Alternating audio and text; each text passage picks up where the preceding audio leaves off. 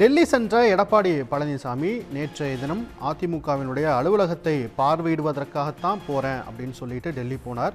ஆனால் நேற்று இரவில் அமித்ஷாவை அவர் சந்தித்து பேசுகிறார். 40 நிமிடம் இந்த உரையாடல் என்பது நடந்தது. அந்த உரையாடல் தொடர்பாக தற்போது செய்தியாளர் சந்திப்பில் அவர் பல்வேறு கருத்துக்களை தெரிவித்த அந்த காட்சிகளை பார்த்தோம். நம்முடன் பத்திரிகையாளர் திரு துக்ளக் ரமேஷ் இணைகிறார். வணக்கம் திரு ரமேஷ். எடப்பாடியினுடைய இந்த பேச்சை எப்படி பார்க்குறீங்க?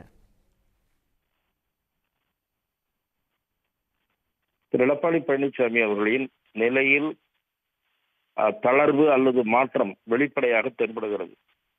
கூட்டணி தொடர்பாக தேர்தல் சமயத்தில் முடிவு செய்யலாம், இப்போது பேசவில்லை என்று சொல்லியிருப்பது ஒரு விளக்கெண்ணெய் விளக்கம் என்றே பார்க்கப்படும்.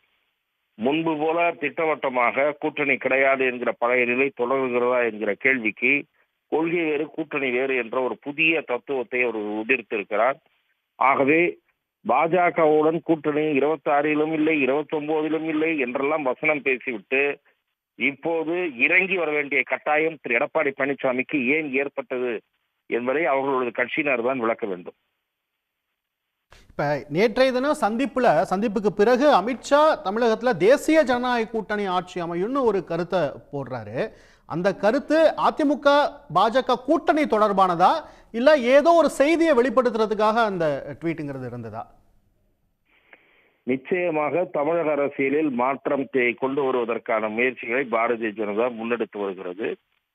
நேற்றைய சந்திப்பின் போது கூட்டணி பற்றி பேசப்படவில்லை என்று திரு எடப்பாடி பழனிசாமி கூறுவாரானால் அதை நம்புவதற்கு யாரும் ஏற்றுக்கொள்வதற்கு தயாராக இருக்க மாட்டார்கள். 1.5 மணி நேரம் பேசிவிட்டு கூட்டணி பற்றி பேசவில்லை என்று சொல்லுவது ஒரு கதையாகத்தான் பார்க்கப்படும். ஆகவே இப்போதும் அதை ஏன் இறுக்கமாக பிடித்துக் கொண்டிருக்கிறார்? அதே சமயம் பழையபடி கூட்டணி கிடையாது என்கிற குரலை எதிரொலிக்க முடியாமல் கூட்டணி வேறு கொள்கை வேறு என்ற புதிய விளக்கத்தை ஏன் அளித்திருக்கிறார் என்பது பற்றி அவரிடம்தான் நிருபர்கள் கேட்க வேண்டும். கூட்டணிய மறுக்க உங்களுடைய தற்போதைய விரிவான பார்வைக்கு நன்றி திரு துக்ளக். உடனுக்குடன் செய்திகளை தெரிந்து கொள்ள சன் நியூஸ் பெல் ஐகானை கிளிக் பண்ணுங்க.